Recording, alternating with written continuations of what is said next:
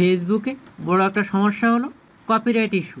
কারণ ভিডিওতে কোনো কপিরাইট ইস্যু আছে কি না সেটা কিন্তু বোঝা যায় না। কিন্তু আজকে এমন একটা সেটিং দেখাবো, আপনি ভিডিও আপলোড করার আগে ভিডিওতে কপিরাইট ইস্যু আছে কি না আপনি বুঝতে পারবেন, বা আপনার আগের ভিডিওতে কোনো কপিরাইট ইস্যু আছে কি না সেটা আপনি বুঝতে পারবেন। দেখাবো। চ্যানেলে নতুন হলে প্লিজ সাবস্ক্রাইব করবেন এবং বেল বাটন বাজাবেন, এবং ফেসবুক হলে ফলো এবং শেয়ার করবেন প্লিজ।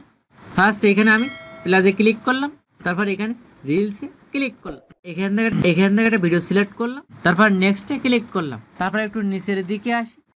এখানে একটা অপশান দেখতে পাচ্ছেন কপিরাইট চেক, এখানে আপনি ক্লিক করবেন। তারপর সেম এই ইন্টারফেসটা শো হবে। ভিডিও আপলোড দেওয়ার আগে এই অপশানটা এখান থেকে আপনি অন রাখবেন।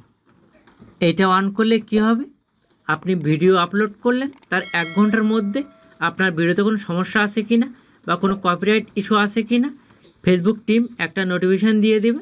বুঝতে পারবেন যে আপনার ভিডিওতে কপিরাইট ইস্যু আছে।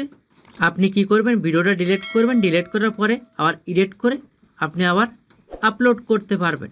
নিচের এই অপশানটা অন করলে কি হবে, আপনার আপলোড করা ভিডিওতে কোনো সমস্যা আছে কি না সেটাও তারা ধীরে ধীরে আপনাকে নোটিফিকেশনের মাধ্যমে বা মেসেজের মাধ্যমে বলে দিবে যে আপনার এই ভিডিওতে কপিরাইট ইস্যু আছে, এটা কপিরাইট স্ট্রাইক। সেই ভিডিওগুলো আপনি চিহ্নিত করতে পারবেন, চিহ্নিত করে আপনি ডিলিট করতে পারবেন। এইভাবে আপনি কোন কোন ভিডিওতে কপিরাইট ইস্যু আছে বুঝতে পারবেন